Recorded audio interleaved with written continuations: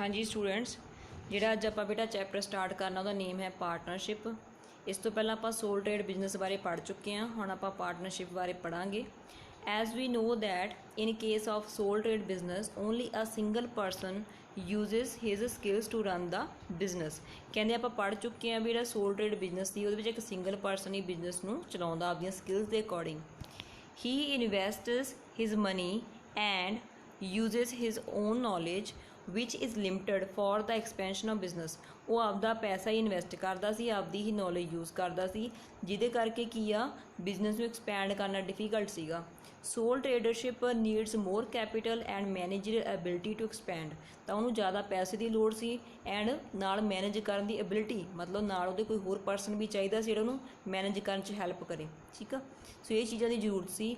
This can be overcome when an association of persons join their hands together by investing their capitals and managerial abilities, which makes it a partnership concern। ਸੋ ਜਿਹੜੀ ਉਹ ਵਾਲੀ problem ਸੀਗੀ ਪੈਸੇ ਦੀ ਅਤੇ ਮੈਨੇਜਰੀਅਲ ability ਦੀ, ਉਹ ਕਿਵੇਂ remove ਹੋ ਸਕਦੀ ਆ ਜਦੋਂ ਕੁਛ ਲੋਕ ਐਸੋਸੀਏਟ ਹੋਣ, ਮਤਲਬ ਇਕੱਠੇ ਹੋ ਕੇ ਆਪਦਾ ਇੱਕ ਕੰਮ ਸ਼ੁਰੂ ਕਰਨ ਜਿਹਦੇ ਵਿੱਚ ਇਕੱਠੇ ਆਪਦੇ ਪੈਸੇ ਲਗਾਉਣ ਉਹ, ਅਤੇ ਉਹਨਾਂ ਦੀ ਜਿਹੜੀ ਮੈਨੇਜਰੀਅਲ ਐਬਿਲਿਟੀ ਆ ਉਹ ਵੀ ਨਾਲ ਹੋਵੇ। ਠੀਕ ਆ, ਮਤਲਬ ਮੈਨੇਜ ਕਰਨ ਦਾ ਢੰਗ ਤਰੀਕਾ ਵੀ ਸਾਰਿਆਂ ਦਾ ਹੋਵੇ ਨਾਲ। ਤਾਂ ਇਸ ਨੂੰ ਅਸੀਂ ਕੀ ਬੋਲਦੇ ਹਾਂ, ਇੱਕ ਪਾਰਟਨਰਸ਼ਿਪ ਫਰਮ ਬੋਲਦੇ ਹਾਂ ਜਾਂ ਕੰਸਰਨ ਬੋਲਦੇ ਹਾਂ। Today it is an important farm of business organisation. ਅੱਜ ਦੇ ਟਾਈਮ ਦੇ ਵਿੱਚ ਇੱਕ ਬਹੁਤ ਇੰਪੋਰਟੈਂਟ ਬਿਜ਼ਨਸ ਔਰਗਨਾਈਜੇਸ਼ਨ ਹੈ ਇਹ ਜਿਹੜੀ ਪਾਰਟਨਰਸ਼ਿਪ ਫਰਮ ਆ। In this way we bring more capital and more managerial talent at one place. ਕਹਿੰਦੇ ਇਹ ਜਿਹੜੀ ਪਾਰਟਨਰਸ਼ਿਪ ਫਰਮ ਆ ਦੀ ਹੈਲਪ ਦੇ ਨਾਲ ਅਸੀਂ ਜ਼ਿਆਦਾ ਕੈਪੀਟਲ, ਮਤਲਬ ਜ਼ਿਆਦਾ ਪੈਸਾ ਅਤੇ ਜ਼ਿਆਦਾ ਮੈਨੇਜ ਕਰਨ ਦਾ ਜਿਹੜਾ ਟੈਲੈਂਟ ਆ ਉਹ ਇੱਕ ਜਗ੍ਹਾ ਇਕੱਠਾ ਕਰ ਸਕਦੇ ਹਾਂ। And it helps in the division of the work and concentration of a risk. ਇਹਦੇ ਨਾਲ ਕਹਿੰਦੇ ਅਸੀਂ ਕੰਮ ਨੂੰ ਵੰਡ ਸਕਦੇ ਹਾਂ ਅਤੇ ਜਿਹੜੇ ਰਿਸਕ ਆ ਉਹਨੂੰ ਘਟਾ ਸਕਦੇ ਹਾਂ। In this way we can simply expand one business size and scale of the business activities.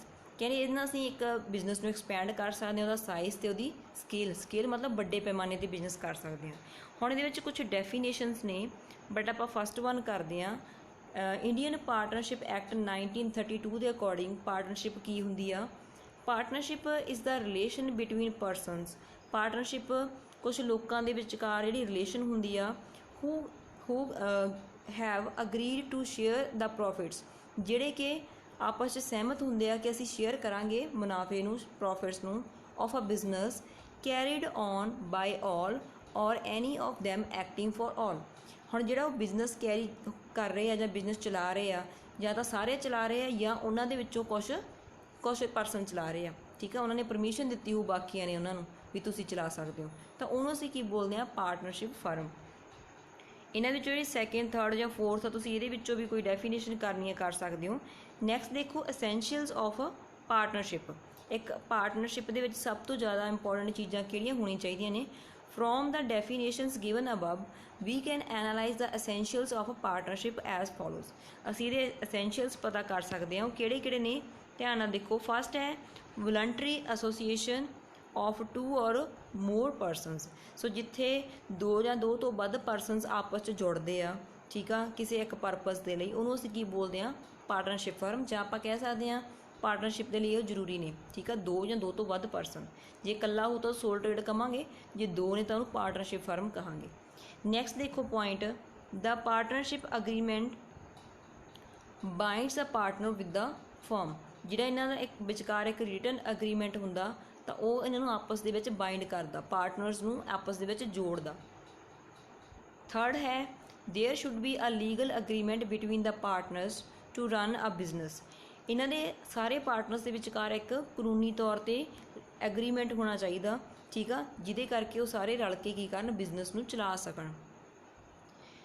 The business in this form may be run either by all the partners or some of them acting for all।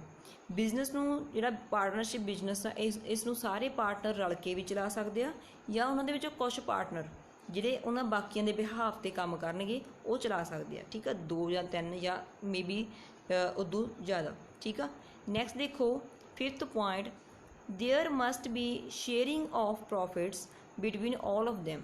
ਉਹਨਾਂ ਸਾਰਿਆਂ ਦੇ ਵਿਚਕਾਰ ਕੀ ਹੋਣਾ ਚਾਹੀਦਾ ਵਾ? Profit share ਹੋਣਾ ਚਾਹੀਦਾ। ਦੇ contribute there capital and services, ਉਹ ਆਪਸ ਦੇ ਵਿੱਚ ਪੈਸਾ ਤੇ ਆਪਦੀਆਂ ਜਿਹੜੀਆਂ ਸੇਵਾਵਾਂ ਨੇ ਉਹਨੂੰ ਕੰਟਰੀਬਿਊਟ ਕਰਦੇ ਆ, ਉਹਦਾ ਸਹਿਯੋਗ ਦਿੰਦੇ ਆ।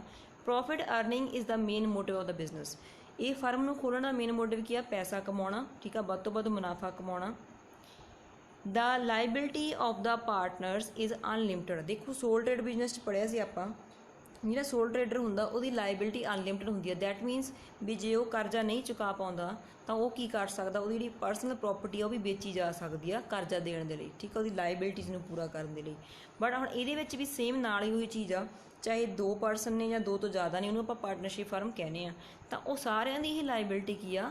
ਅਨਲਿਮਟਿਡ ਆ, ਠੀਕ ਆ ਜੀ।